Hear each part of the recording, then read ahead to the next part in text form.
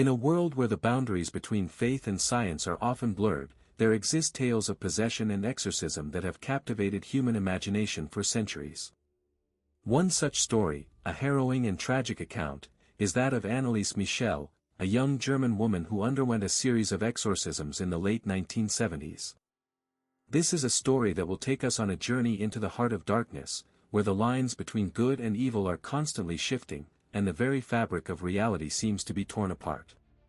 It's a tale of faith, of fanaticism, and of the unrelenting pursuit of salvation, no matter the cost. To understand the events that unfolded, we must first delve into the historical context of the time. Post-war Germany, in the 1960s and 1970s, was a country in turmoil. The trauma of World War II still lingered, and the nation was grappling with the consequences of its dark past. The Catholic Church, in particular, played a significant role in German society, with a strong presence in the southern regions, where Anneliese Michel lived. The Church's influence was palpable, and its teachings were deeply ingrained in the daily lives of the faithful. However, this was also a time of great change and upheaval, as the Church struggled to come to terms with the modern world and the shifting values of the younger generation. Anneliese Michel was born on September 21, 1952, in Liebelfing, a small village in Bavaria, Germany. She grew up in a devoutly Catholic family, with her parents, Joseph and Anna, instilling in her a strong sense of faith and morality.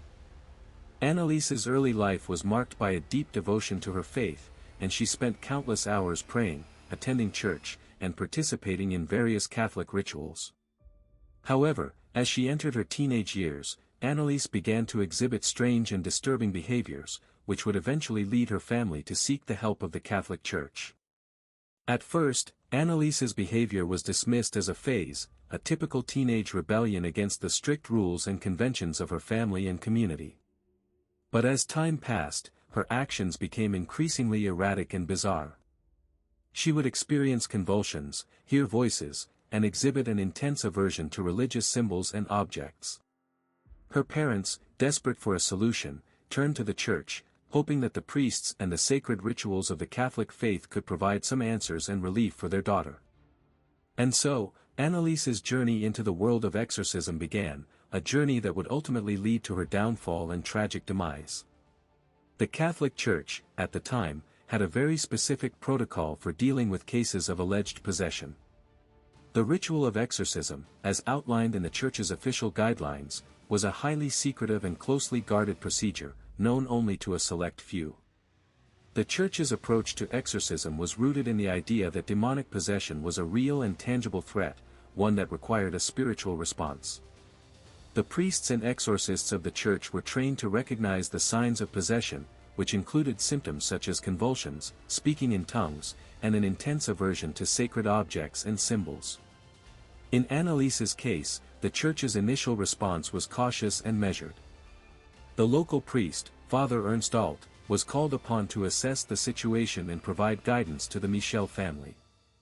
Father Alt, a well-respected and experienced priest, was tasked with determining whether Anneliese's behavior was indeed a sign of demonic possession or simply a manifestation of some underlying psychological or medical condition. After conducting a series of interviews and observations, Father Alt became convinced that Anneliese was, in fact, possessed by demonic forces, and that an exorcism was necessary to free her from the clutches of evil. As the Church's involvement deepened, Anneliese's condition continued to deteriorate. She became increasingly withdrawn and isolated, unable to attend school or participate in social activities. Her parents, desperate for a solution, became increasingly dependent on the Church, seeking solace and guidance from the priests and exorcists. The Michel family's faith in the Church and its teachings was unwavering, and they were willing to do whatever it took to save their daughter from the forces of darkness that seemed to be consuming her. The exorcisms, which began in September 1975, were performed by two Catholic priests, Father Wilhelm Renz and Father Ernst Alt. The rituals, which were conducted in secret, involved a series of prayers, blessings, and invocations, designed to cast out the demonic forces that were believed to be possessing Anneliese. The exorcisms were intense and dramatic, with Anneliese exhibiting extreme physical and vocal manifestations, including convulsions, screaming, and speaking in tongues.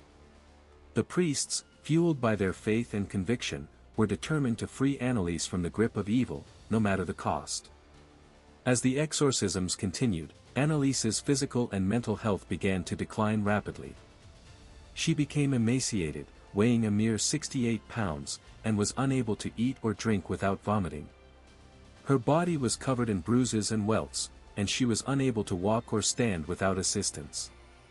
The priests, however, remained resolute, convinced that the exorcisms were working, and that the demonic forces were being slowly but surely cast out.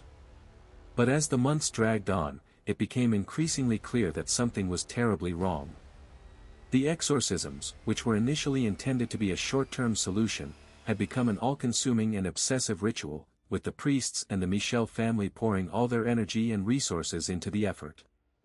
The Church, which had initially been cautious and measured in its approach, had become increasingly entrenched and dogmatic, refusing to consider alternative explanations or solutions. And Anneliese, the young woman at the center of the storm, was slowly but surely being consumed by the very forces that were supposed to be saving her. As we delve deeper into the story of Anneliese Michel, we begin to uncover a complex web of faith, fear, and fanaticism, which ultimately led to a tragic and devastating conclusion. The questions that arise are haunting and profound.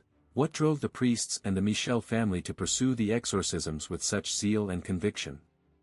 What role did the Catholic Church play in the events that unfolded? And, ultimately, what was the true nature of Anneliese's condition, and could it have been treated or cured through more conventional means? As we continue to explore the story of Anneliese Michel, we will encounter a cast of characters, each with their own motivations and agendas. We will meet the priests and exorcists, who were driven by a deep-seated conviction that they were doing God's work. We will meet the Michel family, who were desperate to save their daughter, no matter the cost. And we will meet the experts and skeptics, who questioned the Church's approach and motives. But for now, we are left with a haunting and disturbing image, a young woman, emaciated and broken, her body and mind ravaged by the very rituals that were supposed to be saving her. And as we pause to reflect on the events that have unfolded, we are left with a haunting question: what happened to Anneliese Michel during those fateful months, and what secrets lay hidden behind the doors of the Church? The answer, much like Anneliese's own fate, remains shrouded in mystery, waiting to be uncovered. And as we prepare to delve deeper into the heart of darkness, we are met with a chilling realization: the truth is far more terrifying than we could have ever imagined, and it's about to change everything we thought we knew about the exorcism of Anneliese Michel. As we left off in our previous installment, Anneliese Michel's exorcism had taken a devastating turn. The young German woman, who had been diagnosed with epilepsy and depression, had become increasingly entangled in a web of religious fervor and misguided spiritual intervention. The two Catholic priests, Ernst Alt and Arnold Renz, who had taken it upon themselves to perform the exorcism, had convinced Anneliese and her family that she was possessed by 6 demonic entities, including Lucifer, Judas, and Nero. As the exorcisms continued, Anneliese's physical and mental condition began to deteriorate rapidly. She was subjected to a total of 67 exorcism sessions, each lasting up to 4 hours, over a period of 10 months. The rituals were grueling and intense, with Anneliese being forced to endure prolonged periods of prayer, fasting, and physical restraint. Her body began to show signs of extreme stress, with her weight plummeting to just 68 pounds, and her muscles atrophying from disuse. Despite the alarming decline in Anneliese's health, the priests and her family remained convinced that the exorcisms were necessary to free her from the clutches of evil. They believed that the demons were fighting back, causing Anneliese's body to contort and convulse in extreme ways. In reality, however, Anneliese was suffering from a combination of malnutrition, dehydration, and exhaustion, all of which were exacerbated by the brutal exorcism rituals. Tragically, Anneliese's condition continued to worsen, and on July 1, 1976, she died in her bed, surrounded by her family and the two priests. The official cause of death was listed as malnutrition and dehydration, but the true extent of the exorcism's role in her demise would not be fully revealed until much later. In the years following Anneliese's death, the Catholic Church faced intense scrutiny and criticism for its handling of the exorcism. The Church's official stance was that the exorcism had been necessary, and that Anneliese's death was a tragic but unavoidable consequence of the ritual. However, many experts and critics argued that the Church had been grossly negligent in its treatment of Anneliese, and that the exorcism had been a form of spiritual abuse. As the controversy surrounding Anneliese's death continued to simmer, a series of shocking revelations began to emerge. It was discovered that the two priests, Ernst Alt and Arnold Renz, had been operating outside of the Church's official guidelines for exorcisms, and that they had been using a highly unorthodox and dangerous approach to the ritual.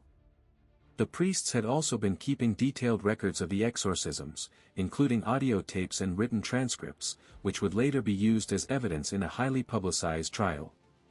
In 1978, the two priests, along with Anneliese's parents, were put on trial for their role in her death. The trial was a sensationalized media event, with many experts and witnesses testifying about the dangers of exorcisms and the Church's handling of the case.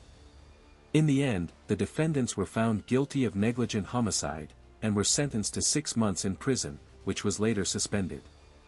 The trial and its aftermath marked a turning point in the way that exorcisms were viewed by the public and the Church.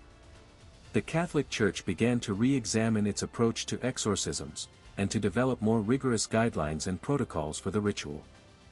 The Church also began to acknowledge the potential dangers of exorcisms, and to warn against the use of excessive or unorthodox methods. Today, the legacy of Anneliese Michel's exorcism continues to be felt. The case has been the subject of numerous books, films, and documentaries, including the 2005 film, The Exorcism of Emily Rose, which was loosely based on Anneliese's story. The case has also had a profound impact on the way that mental health professionals approach cases of alleged possession or demonic activity.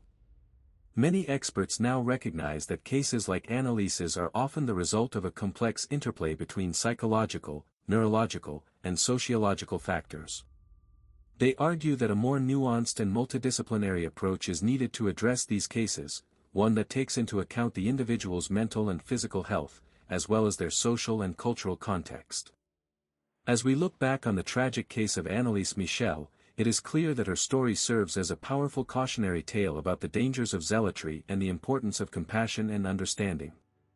Anneliese's death was a senseless tragedy, one that could have been prevented if those around her had been more aware of the dangers of exorcisms and the importance of prioritizing her physical and mental health. In the end, Anneliese's story is a reminder that the line between faith and fanaticism is often blurred, and that the pursuit of spiritual enlightenment can sometimes lead us down a dark and dangerous path. It is a reminder that we must approach cases like Anneliese's with humility and empathy, and that we must always prioritize the well-being and safety of the individual above all else. As we conclude our two-part documentary on the exorcism of Anneliese Michel, we hope that you have gained a deeper understanding of this complex and disturbing case. We hope that you will join us in remembering Anneliese and the many others who have been affected by similar tragedies. And we hope that you will continue to explore the fascinating and often disturbing world of the paranormal with us. If you would like to learn more about the case of Anneliese Michel, or to explore other topics related to the paranormal and the supernatural, be sure to subscribe to our channel. We have a wide range of documentaries and videos available, each one exploring a different aspect of the unknown and the unexplained. From ghost stories and haunted houses, to conspiracy theories and unsolved mysteries, we have something for everyone. By subscribing to our channel, you will gain access to a wealth of knowledge and information on the paranormal and the supernatural. You will be able to watch our documentaries and videos at any time, and to join in on the conversation with other like-minded individuals. You will also be supporting our efforts to create high-quality content and to explore the unknown in a responsible and respectful way. So why not subscribe to our channel today? It's free, easy, and it's a great way to stay up to date on all of the latest developments in the world of the paranormal. Simply click on the subscribe button, and you will be taken to our channel page, where you can browse our selection of documentaries and videos. You can also follow us on social media, where we post regular updates and behind-the-scenes insights into our work. Thank you for watching our documentary on the exorcism of Anneliese Michel.